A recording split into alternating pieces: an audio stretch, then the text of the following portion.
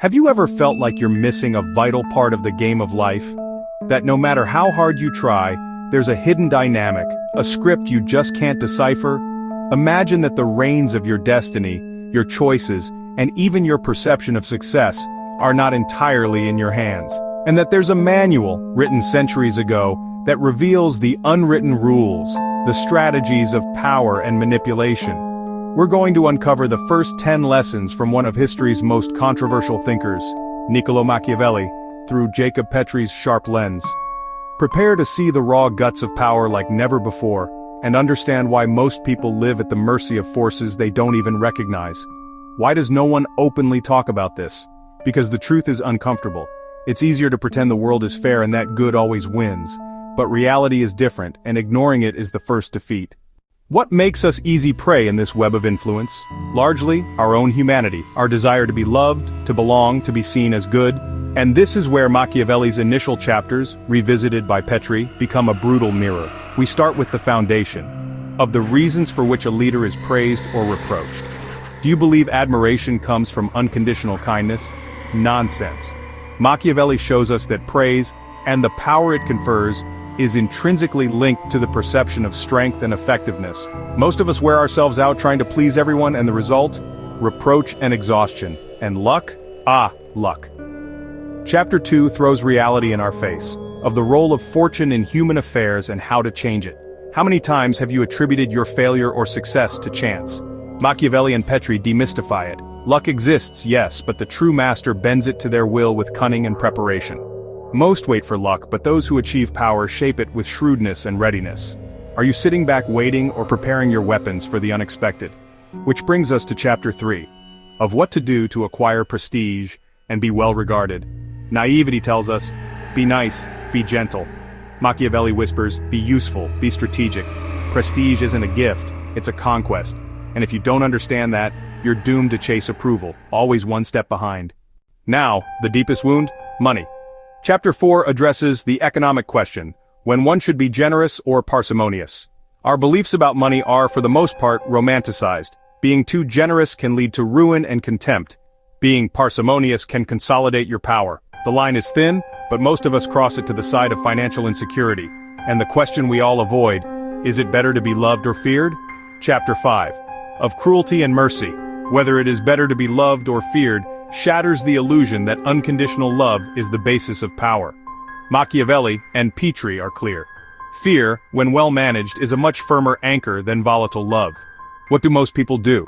Try to be loved at all costs, becoming vulnerable and easily despised. Integrity, one's word.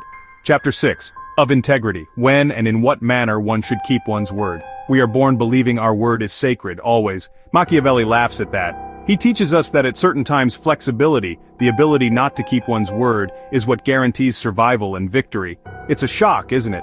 Most of us cling to promises that destroy us, to codes of honor that leave us vulnerable, hatred and contempt.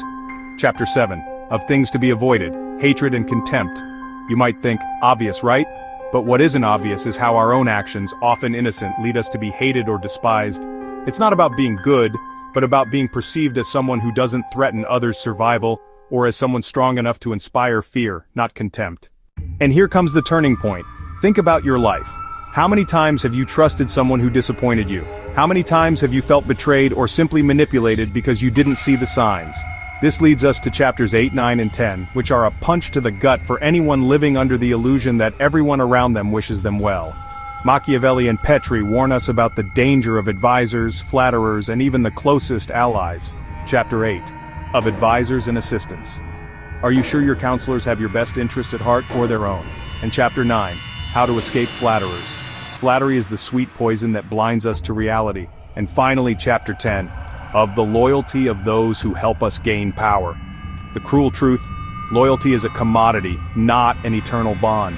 Do you trust blindly, or do you understand that human nature is complex, and that today's alliance can be tomorrow's betrayal? Are you living your life, or are you just being tossed around by forces that refuse to be understood? Is this really the way, or are we just following along because everyone else does, hoping that somehow good will prevail, while reality swallows us whole? The emptiness, the frustration, the fear of comparison, the constant doubt, all of this is a symptom, the symptom of someone who hasn't yet awakened to the true rules of the game. The good news is, you can change that. The solution isn't to become an unscrupulous Machiavellian. No. The solution is to be realistic. It's to understand the rules so you're not manipulated by them. It's to have clarity to discern intentions. To build solid relationships where loyalty is mutual and strategic, and to protect your own interests. First, detach yourself from the need for universal approval. Your worth isn't in how many likes you get, but in your ability to act with purpose. Be who you are, but with strategic intelligence. Second, understand the logic of power. Don't fight it. Use it to your advantage. Power is neither good nor evil. It's a tool. Who praises? Who reproaches? It's not the good or the bad. It's the strong and the weak. Position yourself with strength. Third and crucial, calibrate your expectations of others. People are motivated by their own self-interest. This isn't cynicism, it's realism. Evaluate your advisors with a critical eye. Know how to distinguish sincere praise from cheap flattery, and never ever trust blindly. Maintain vigilance, even with your closest allies. Imagine yourself no longer a leaf in the wind, but a tree with deep roots, not immune to storms but capable of resisting and even growing stronger from them. This is the transformation, the freedom not to be hostage to naivety, not to be manipulated, to build your own path with intelligence and discernment. You're no longer lost. You have the compass, the ability to live an authentic, powerful, and above all your own life. The truth isn't that you need to become a manipulator. It's that you need to understand manipulation so you aren't manipulated. That's the big lesson. The game is on, whether you play or not. The choice is, be a pawn or the player. What about you? Have you lived this? Have you felt manipulated or underestimated the power of the unwritten rules?